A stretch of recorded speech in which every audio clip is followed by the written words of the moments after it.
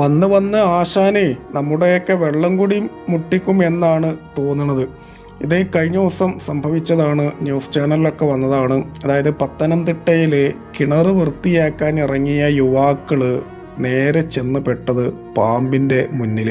പിന്നെ അവർ വേഗം തിരിച്ചു കയറി. പിന്നെ പാമ്പിനെ പിടികൂടാൻ വന്ന ആളുകൾ വന്ന് അതിനെ പിടികൂടി. എല്ലാവരും സൂക്ഷിക്കേണ്ട കാര്യമാണ് കേട്ടോ.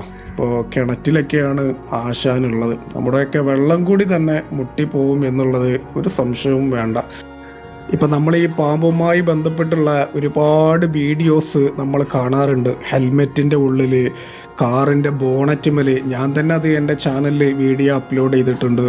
അങ്ങനെ പല സ്ഥലത്തും, പ്രത്യേകിച്ച് നമ്മുടെയൊക്കെ വിറക് പുര, അവിടെ സ്ത്രീകളോട് പ്രത്യേകം ശ്രദ്ധിക്കാൻ പറയണം. വിറക് വരിക്കൊക്കെ പോകുമ്പോൾ പാമ്പുണ്ടോ എന്നുള്ളത് നല്ല രീതിയിൽ സൂക്ഷിക്കാൻ പറയണം. ഇല്ലെങ്കിൽ വലിയൊരു അപകടമായിരിക്കും നമ്മളെ കാത്തിരിക്കുന്നത്.